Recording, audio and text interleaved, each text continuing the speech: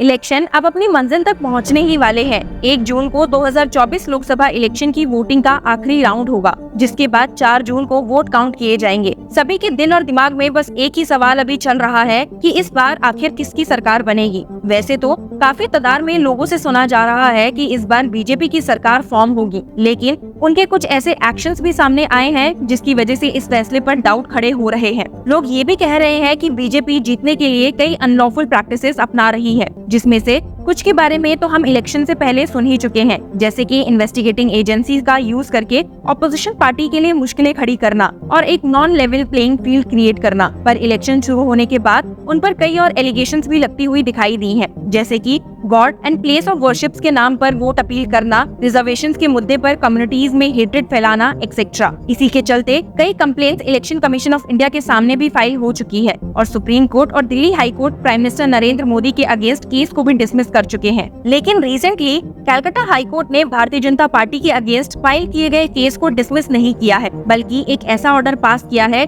जिसके बाद शायद इलेक्शन कमीशन ऑफ इंडिया भी एक्शन में आ जाएंगी। अब आपसे ये बात तो छुपी नहीं है कि ऑपोजिशन पार्टीज और कॉमन सिटीजन्स दोनों ही ये एलिज कर रहे हैं कि election commission of India ruling party की तरफ बायस्ड है और उनके अगेंस्ट फाइल की गई कंप्लेंट्स पर स्ट्रिक्ट एक्शन नहीं ले रही है। लेकिन कलकत्ता हाई कोर्ट के लेटेस्ट ऑर्डर के बाद लगता है कि इलेक्शन कमीशन ऑफ इंडिया को मजबूरन अब रूलिंग पार्टी पर एक्शन लेना ही पड़ेगा। आइए जानते हैं कि पूरा मैटर है क्या। शनिवार को इलेक्शन कमीशन ऑफ इंडिया ने वेस्ट बंगाल भारतीय जनता पार्टी के नेता सुकांता मजुमदार को 2 अलग शो कॉज नोटिस जारी किए हैं, जिसमें उसकी पार्टी द्वारा तृणमूल कांग्रेस को निशाना बनाया गया था। चुनाव आयोग ने भारतीय जनता पार्टी के नेता से कहा है कि वो अपना जवाब बुधवार को 5 बजे तक दे दें। इलेक्शन कमीशन ऑफ इंडिया ने मजुमदार से पूछा है कि उनकी जो एडवर्टीजमेंट्स हैं, क्या उसे मॉडल कोड ऑफ कंडक्ट के खिलाफ नहीं माना जाना चाहिए, which is enforced for the ongoing Lok Sabha polls and its advisory to political parties। Notices में दिए गए इंग्लिश ट्रांसक्रिप्ट्स के अनुसार एक एडवर्टीजमेंट का टाइटल है Trinamool is the root cause of corruption, while the other is titled as anti Sanatan Trinamool. पहला विज्ञापन आरोप लगाता है कि पिछले साल से वेस्ट बंगाल भ्रष्टाचार का घर बन चुका है। दूसरा विज्ञापन अलग मसलों के अलावा आरोप लगाता है कि Ram temple in Ayodhya is considered unholy in the state.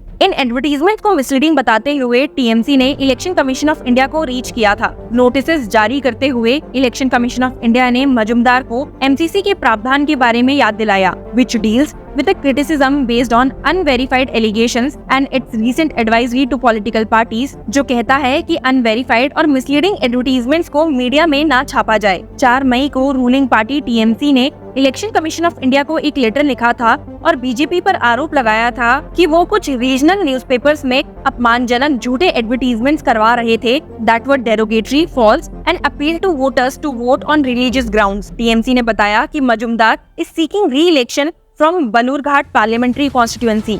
Election commission of India के साथ साथ तृणमूल कांग्रेस ने हाई कोर्ट में भी एक पिटीशन फाइल की और इन एडवर्टीजमेंट्स पर रिलीज सॉर्ट की। केस के सामने आते ही जस्टिस भट्टाचार्य ने अपने ऑर्डर में इलेक्शन कमीशन ऑफ इंडिया की प्रॉम्प्टनेस की कमी को क्रिटिसाइज करते हुए कहा, the election commission of India has grossly failed to address the complaints of the TMC in a timely manner. This court is surprised that resolving the complaints after the conclusion of the elections is meaningless, and due to the Election Commission of India's failure to act promptly, this court is compelled to issue an injunction notice। Justice Bhattacharya ने ये भी कहा that the allegations and publications made against the TMC are blatantly derogatory and clearly intended to insult rivals and make personal attacks। Therefore, these acts are directly contradictory to the MCC and violates the rights of the petitioner and all citizens of India to free, fair and untainted election process। Consequently, the BJP should be restrained from further publishing such ads until further orders। Calcutta high court ने एक order issue किया है जिसमें Bharatiya Janata party को तृणमूल कांग्रेस के खिलाफ derogatory advertisements publish करने से रोका गया है जब तक आगे नोटिस नहीं मिलता। जस्टिस सब्यसाची भट्टाचार्य ने इलेक्शन कमीशन ऑफ इंडिया को क्रिटिसाइज किया है तृणमूल कांग्रेस द्वारा फाइल की गई कंप्लेंट्स को एड्रेस न करने के लिए जो बीजेपी के टारगेटेड एड्स के सिलसिले में थी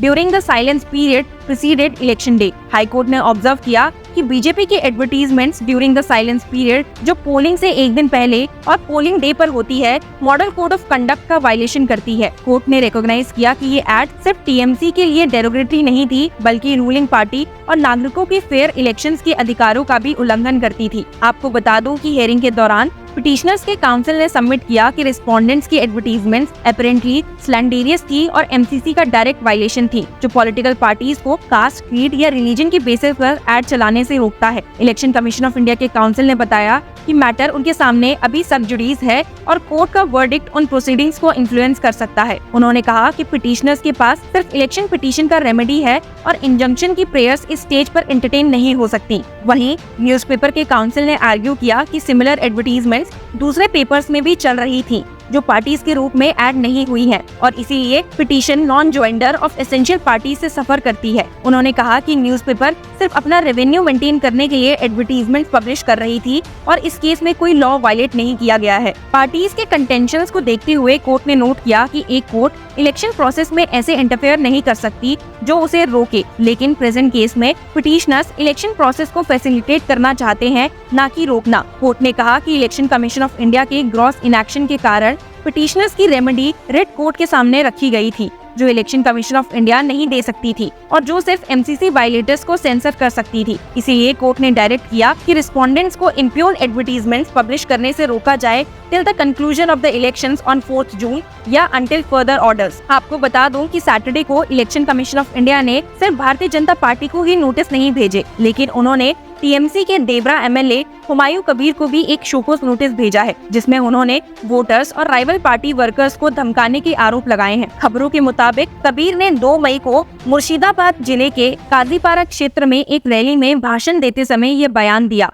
अपने नोटिस में इलेक्शन कमीशन ने उनके बयानों को मिसकंडक्ट कहा और उन्हें सेंसर किया है। Election commission stated in the notice, the commission has carefully gone through the contents and advertisements made by Humayun Kabir in the aforesaid rally in context with all relevant records and provisions and is convinced that he has made the statement and thus violated the aforesaid provisions of Model Code of Conduct, and now therefore the Commission, without prejudice to any order, notice issued or to be issued subsequently to him in the matter related to MCC violations, hereby strongly condemn the impugned statement made by Humayun Kabir MLA during an election rally in Kazipara, Murshidabad for the above said misconduct and censors him for the above said misconduct। अपने ऊपर जारी show cause notice का जवाब देते हुए कबीर ने कहा है कि उसके बयान को जानबूझकर एकत्रित किया गया था ताकि उसे धमकी और एमसीसी के उल्लंघन के रूप में दर्शाया जा सके। तो आपने देखा कि इस बार इलेक्शन में कई कंप्लेंट्स रूलिंग और ऑपोजिशन पार्टीज दोनों से ही एक दूसरे के अगेंस्ट फाइल की जा रही है, जिसपे इलेक्शन कमीशन ऑफ इंडिया ने नोटिस भी इशू किए हैं और जवाब मांगा है।